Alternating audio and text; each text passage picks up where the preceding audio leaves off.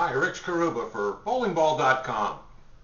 Let's talk about something interesting today, handicap in bowling. And I want to discuss this with you new bowlers, you newcomers to the game, beginning bowlers, or perhaps someone that's been bowling for a while, but maybe you're 120, 125 average or less, and you really want to learn a little bit more about the game. You want to understand what the handicap system is. Let's make it simple. And remember, we have an article in Bowlversity called Handicap in Bowling. You can read it in case maybe this video doesn't answer your questions about it. The article is a little bit more precise, okay? Bowlversity section right on the home page of the website. Click on that button, click on beginners. It'll bring you to a list of articles, and then you'll find the Handicap in Bowling article. Let's get to it. You know, handicap in bowling basically is a percentage of the difference between your average and a basis average. And that means if you've never bowled in a league, you don't have to worry. Leagues will assign you an average until you establish one or apply your initial average retroactively. So after you bowl a few games, you have a bona fide average for that league, and then they'll use the handicap system in the league to assign a handicap to you. It'll help your team, help yourself individually. Okay? So you can ask your tournament or your league officials. Tournaments, that's right, because there's a lot of handicap tournaments and tournament clubs, and a lot of people have a lot of fun once they establish themselves and they bowl and they have a handicap of bowling in competition. So if you're one of those kind of people, there's tournaments out there for all average ranges. So all you got to do is look around your home area and you'll find tournaments that might help you. Typically, though, the basis scores that they determine an average from will be either about 200, 210, or 220. The league votes on it. They make a decision, or the tournament promoters will make a decision on what the basis score is for, to compute handicaps. Now, the percentage factor is used to calculate your handicap and will usually be either 80%, 90%, or even 100% of the basis score and your existing bowling average. So, for example, if you bowled 3 games and you bowled 140, 146, and 156, it comes out to about 442 for a 3-game series. It would average out about 147.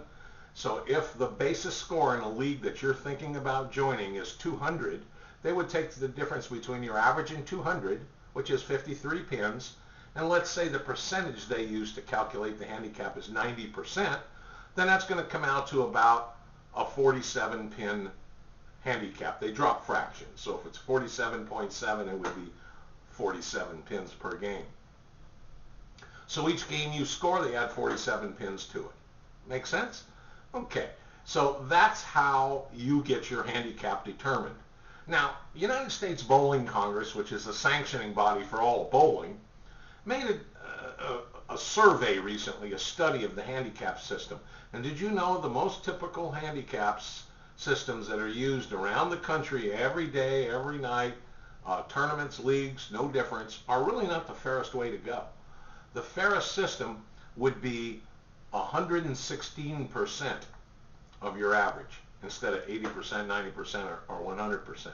Doesn't matter what the basis score is, but the difference between the basis score and your average, then you multiply by 116%. That would be the fairest.